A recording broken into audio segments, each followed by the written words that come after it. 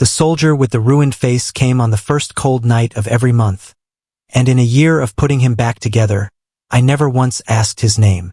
That was the arrangement, though we never spoke it. He came after dark, alone. A leather half-mask covering everything above his jaw, a hood over that. He paid in silver, too clean for a common soldier, and never haggled. He sat in the low chair by my hearth and let me work. And he did not flinch. Not once. Not even the first night when I drew a blade across the old wound on his shoulder to let it drain. I had 26 winters and a healing house at the ragged edge of the packlands, far enough out that the high-ranked never came to me. They had their own healers in the keep with clean linen and silver instruments. I had a stone hearth, a shelf of dried things, a kettle, and a cracked green cup I poured willow bark tea into for everyone who passed through my door. Because I had decided long ago that pain is more bearable when something warm is in your hands. He drank it every time. The cracked green cup in the hands of a man who paid in clean silver. I should have wondered about that sooner. He did not talk. So I did. I want to be honest about what kind of person I am because it explains everything that came after. I talked to fill silence the way other people pull a blanket up against the cold. With him, the silence was so complete, so patient, that over the months I filled it with things I had never told a living soul. I told him about my mother, who died when I was 11 and left me her still room and her stubbornness. I told him I was tired of being an omega in a pack that decided what I was worth before I could speak. I told him my dream, the small, foolish one, that someday I would have a healing house in a place where the rank of the person bleeding on my table did not change the care I gave them. I told him I was lonely in a way I had stopped admitting even to myself. He never answered. He only listened with a stillness I came to rely on, and on the first cold night of the next month, he came back. I thought he was a low-ranking soldier with old wounds and nowhere else to go. I thought I was a stop on a hard road. I thought, when I let myself think it at all, that I had imagined the way his breathing changed when I spoke about being lonely. The 9th visit is the one I remember best because it was the night I nearly understood and did not. It had been snowing. He came in with frost in the wool of his hood, and I saw the old shoulder wound had pulled open again where he favored it. "You are not letting it rest," I told him, threading the needle by firelight. "You ride too hard, too soon every month. A wound needs to be allowed to be a wound for a while before it earns the right to be a scar." A pause. Then quiet from behind the mask. I have not had much practice letting things be wounds. I should have heard it. I heard only a tired soldier being poetic, so I laughed and told him that was the truest thing anyone had said in my house all year, and that I would carve it over the door if signs were not a waste of good wood. He went very still at that. I thought I had caught him with the needle. When I finished, I held the cracked green cup out to him, and our hands met on the clay, close enough that I felt the warmth come off his. And for one breath neither of us let go. Both of us holding the same cup over my hearth like a pair of fools who had forgotten what hands were for. I let go first. I always let go first. I told myself it was only because the tea was his. "Why do you come all this way to me?" I asked him then, the nearest I ever came to the real question. "When the keep has healers with silver tools and clean linen?" He looked down into the cup for a long moment. "Because they would know my name." I thought he meant a low man's pride, that he did not want the high healers gossiping over a soldier's scars.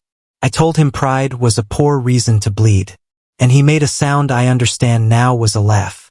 The only one I ever earned in that whole masked year, low and startled, as though it had got out before he could call it back. I have turned that hour over 100 times since because they would know my name. He handed me the truth, whole and plain, that night, and I poured him more tea and missed it entirely. I was wrong about all of it. I found out how wrong on the 12th visit when the mask came off. It was the worst I had ever seen him. He came late, swaying in the doorway, and there was fresh blood under the old hood. A sword had opened his side along the ribs, deep, and he had ridden through it instead of going to a proper healer, which told me something I did not yet have the pieces to understand. "Sit," I said, and for once he obeyed before I finished the word. I got his cloak off and his shirt open, and I worked fast because a wound that color does not wait politely. He was burning with fever by the time I had it closed, shaking, and the leather mask had soaked through with sweat at the edges. "It's chafing the wound on your jaw," I told him. "I have to take it off to clean under it. I have seen ruined faces before. Whatever is under there, I promise you I will not make a sound." His hand came up to stop me. Then fever, exhaustion, a year of trust one had not known I was building. Fell. I unbuckled the mask. There was no ruin under it. There was a face I had seen once 3 winters ago, from very far back in a crowd. On the day he rode through the packlands, and every wolf for 100 miles bent the knee. There was a scar, yes, old and silver, cutting through one brow. But mostly there was a face every soul in the territories would know on sight. Because it was stamped on the silver I had been so puzzled by. Because it belonged to the strongest wolf alive. I was holding the leather mask of the Alpha King in one hand and a bloody cloth in the other. And I had, over the course of a year, told him I thought my pack had decided my worth before I could speak. I did not make a sound. I had promised I would not. I cleaned the cut along his jaw. I gave him something for the fever. I put the cracked green cup in his hands because I did not know what else to do with mine. And he wrapped his fingers around it the way he always did. And over the rim, his eyes, open now, no mask, nowhere to hide, watched me realize. "Don't," he said. "Don't change how you—" He stopped.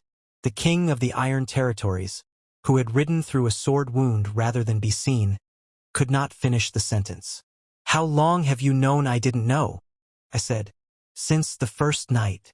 A year. A year of my mother and my loneliness and my small, foolish dream. Every word of it falling into the ear of the one man whose opinion of an Omega could end her or remake her. And he had let me go on believing I was speaking to no one. I should have been afraid. I had insulted the pack that was his to rule. I had wept in front of him. I had been, for 12 nights across a year, more completely myself than I had ever been in front of anyone. I was not afraid. I was furious, which is a thing that happens to me when I am too frightened to be frightened. "Get out," I said. He got out. He left the silver and he left the cup and he took the mask. I heard his horse for a long time in the dark. And I sat by my own hearth, shaking the way he usually did. I did not expect to see him again. A king does not return to the woman who threw him out of her own healing house. That is not how the world is built. He returned in 8 days, which was not the first cold night of the month, and that was how I knew something in him had broken its own rules. He came without the mask this time. He stood in my doorway as the Alpha King, which was somehow worse, and he did not come in until I stepped back to let him. "I have no right to be here," he said. "None at all. I came to tell you the truth, since I owe you a year of it." He did not sit in the low chair. He stood as if sitting were a comfort he had not earned. "I will not pretend it away, and I will not order you to forget it. You can throw me out again when I am done. And if you are still with me, settle in, because this is where I stopped understanding the story I thought I was in." He said he owed me a year of truth. So I stepped back and let the most powerful man alive into a stranger's hearth, and I listened the way he had once listened to me. He sat. Finally, I poured the tea, the cracked green cup again, because some habits are stronger than mortification. "My brother died 3 winters ago," he said. "The same week I took the crown. He was the one meant to rule. Older, easier, loved. I was the spare. Then a border skirmish that should have been nothing took him, and the territories looked at me. And I have not been allowed to be anything but the king for 1 hour since." His hand turned the cup. "The first cold night a year ago, I rode out to the edge of the lands because I could not be in that keep another moment. And I saw a light in a healing house, and a woman who did not know my face opened the door and called me a soldier and told me to sit. I remembered that night he had come in with a knife cut on his forearm. I understood now, on purpose, to have a reason to knock. "You poured me tea in a cracked cup," he said. "And you talked, and you did not want anything from me because you did not know there was anything to want. For 1 hour, I was no one. Do you understand what that is to a man who is never no one? I came back the next month for the hour. And then for you. Somewhere across the year, It stopped being the hour and started being you. And I did not notice it happen the way you do not notice the cold come on until you are already shaking. You let me bare my whole self to a stranger, I said. And the stranger was the one person in the world who could do something with it. Yes. You should have told me. Every month I meant to. And every month you would say something about your mother, about being decided for, about the healing house you dream of. And I would think if I tell her, she will never say a true thing to me again. She will see the crown and not the man, like everyone else. So I let it cost you instead of me. He set the cup down too carefully, and I knew that gesture. I had watched him not flinch 100 times. It was the most selfish thing I have ever done. And I would give a great deal to be allowed to keep doing it. I had spent a year telling that man everything. Turned out he had been keeping it. All of it. Say something. I told you, I said. Prove you listened. He looked at me. You were 11 when your mother died. Her still room faced east so the morning light would reach the drying herbs. You hate being called Little Healer, because the man who runs the southern market does it to mean harmless. Your dream is not grand, and you are ashamed of how much you want it. A healing house where the rank of the person bleeding does not change the care. You take your own tea bitter. You laugh before you cry. Always. Every time. As a kind of warning. You did it the night you threw me out. The fire was very loud in the quiet. He had not forgotten a single word. Let me catch my breath here the way I had to when it happened. That was the night it would have turned tender, I think, if the world had let it. The world did not let it. The world sent Lord Asmund. The king's chancellor was a careful man, and careful men notice patterns. He had noticed, across a year, that the most powerful wolf alive vanished from his own keep one night every month and returned at dawn with fresh wounds and no explanation. And a careful man does not call that love. He calls it a vulnerability, a leak, a hand on the king that does not belong to the crown. He traced it to me. Of course he did. And 6 days after the king sat at my hearth and recited my own life back to me, Asmund's men came to my healing house in daylight, when a woman cannot pretend she is not home. And they did not ask. They took me to the keep. They put me in a cold stone room. And Asmund himself came to ask the questions. And his questions were all the same question, dressed in different clothes. What hold did I have on the king? What had I threatened him with? What was I being paid? Who did I serve when I said I had thought he was a soldier? Asmund smiled the way a man smiles when you have confirmed his lowest opinion of you. A common healer who happened to ensnare the king for a year and happened not to know his face. You will understand if the crown finds that difficult to believe. Manipulation of the alpha is treason. I would think very carefully, Little Healer, about how cooperative you intend to be. Little Healer. He could not have known. But I laughed. The warning laugh. The one before the tears. And I did not cooperate. And they left me in the cold room overnight, with the iron of a shackle marking my wrist. And I understood that a year of being completely known by one man had made me, to every other man in this keep, completely suspect. The king did not come. I told myself I had not expected him to. I told myself many things in that cold room. He had not come because he had not been told. Asmund had moved while the king was 3 days' ride away settling a border dispute and had timed it with a chancellor's precision. Because Asmund's true plan was not to question a healer. It was to remove her and fill the space she left before the king could object. By the time Soren returned, the keep was already arranged for a betrothal. Asmund had put it about that the king's long instability was the work of a scheming Omega now safely in custody, and that the cure was an immediate, sensible public match to Lady Vesner, a noble of impeccable rank who had been waiting in the wings for exactly this. The announcement was set for the evening of the king's return in the great hall before the full court. Sign it, witness it, and the Omega in the cold room becomes a closed matter. A footnote. Then nothing. I learned all this from Gunnar, the king's second, who came to the cold room himself at dusk, unlocked it with his own key against every order he had been given, and crouched to my level with an expression I did not expect on the face of a warrior. He has been looking for you since the moment he rode through the gate, Gunnar said. Asmund told him you confessed and fled. He did not believe it. He turned the Chancellor's own apartments over with his hands. A breath. The announcement is within the hour. I am not supposed to be here, but I have watched my king come home wounded one night a month for a year and lie to me about why. And I find I would rather break an order than watch him sign his life to the wrong woman because a clever man timed it well. Can you stand? I could stand. Then stand where he can see you, Gunnar said, and let him do the rest. He has been trying to give you the truth for a year. Give him one room to do it in. The great hall was full to its gray walls, and at the front of it stood the Alpha King in black. Beside him stood Lady Vesner in pale silk, and between them stood the Chancellor with the betrothal writ in hand, witnesses ready, the whole machine of it turning smoothly toward a thing that could not be undone once spoken. I came in at the back on Gunnar's arm, with a shackle mark on my wrist and a year of secrets behind my teeth. And I did not make myself small. I had spent a year being told what an Omega was worth. I was finished agreeing. Asmund saw me first. Remove her, he said to his men, smooth as oil. The prisoner has no place. Stop. The king's voice did what it had never once done at my hearth. Filled the room. Every head turned to find what had stopped him, and found me, and the hall made the sound a hall makes when it does not yet know what it is watching. That woman, Soren said, is not a prisoner of the crown.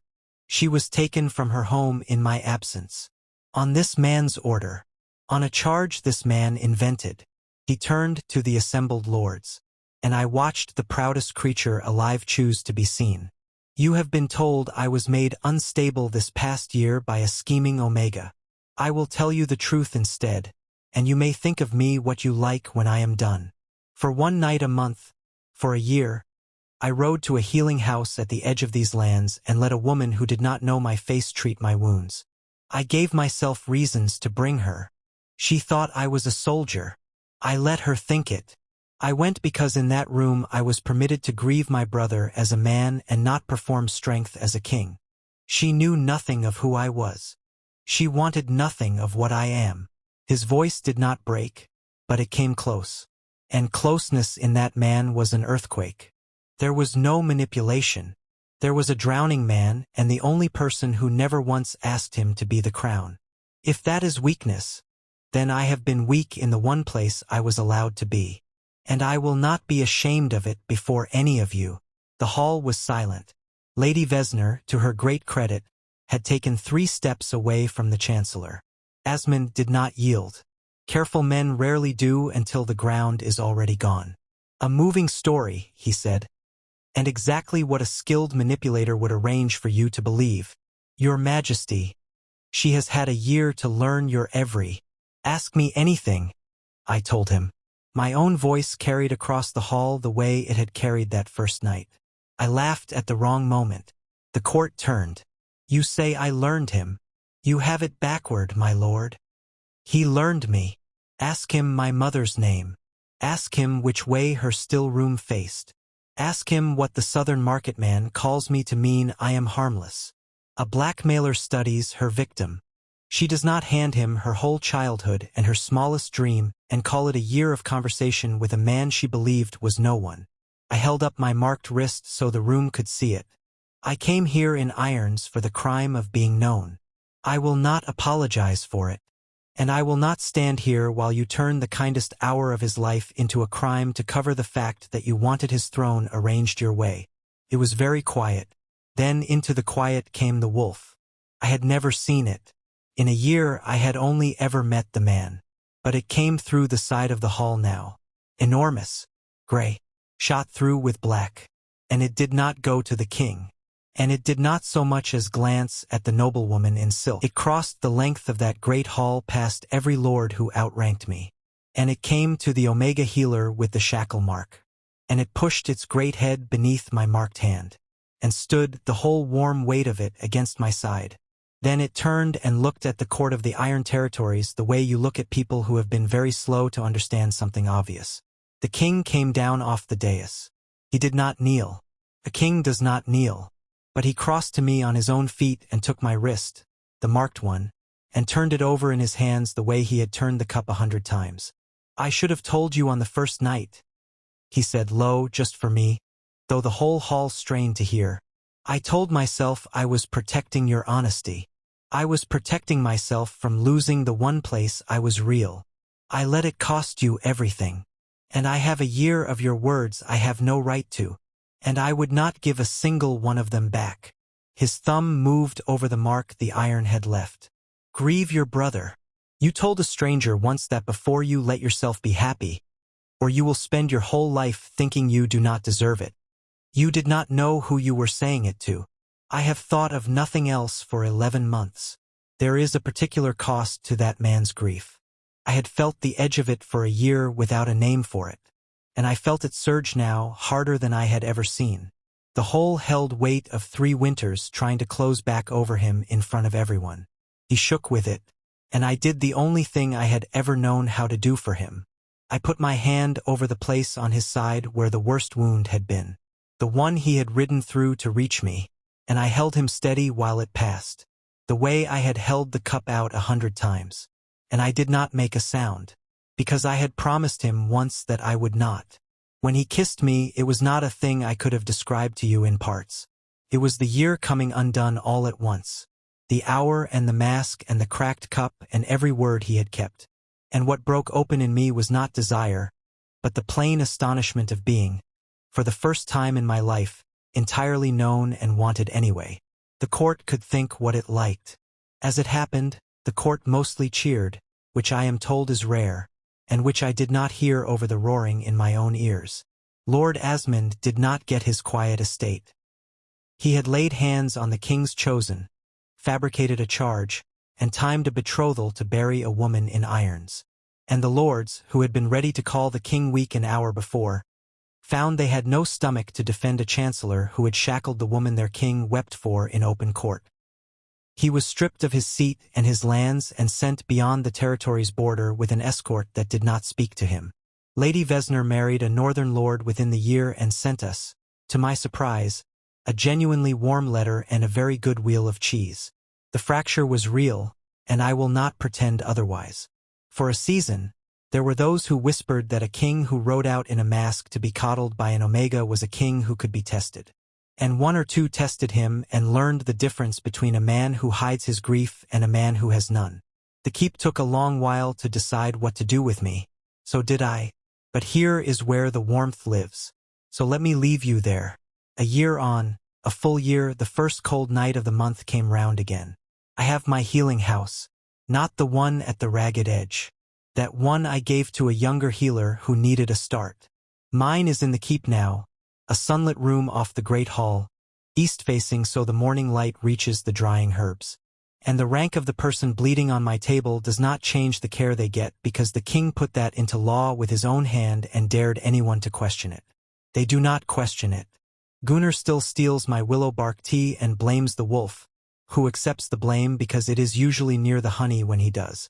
The cracked green cup sits on a shelf in the keep among cups of gold and horn and fine glazed clay. It is the ugliest thing in the room. It is the only one he ever reaches for. He comes to my hearth still on the first cold night of every month. He does not have to. He could send for me. He could simply be wherever I am, since we are rarely anywhere else. But he comes the way he came the first time, on his own feet after dark. And he sits in the low chair, and he lets me pour. The only difference is that now, when the cup is empty, he takes the kettle from my hands and fills it again himself, and pours for me. And we sit in the quiet I no longer feel any need to fill. He still does not talk much. He never did. But he listens to every word. And I have finally stopped being surprised by it. Because I know now what I did not know for a year. That I was never speaking to no one. I was speaking to the one person who would keep all of it. So tell me, did you see it coming? That he was hiding to grieve and not to court? That the listening was the love before either of us knew? Or did the mask come off for you the same moment it came off for me? Tell me in the comments, and tell me where you are listening from tonight, because I like to think of you all out there in the dark with something warm in your hands. If this one stayed with you, stay with me. Subscribe and I will pour you another. There is always another. The first cold night comes round for everyone eventually. Until then, take your tea however you like it and never believe you are speaking to no one.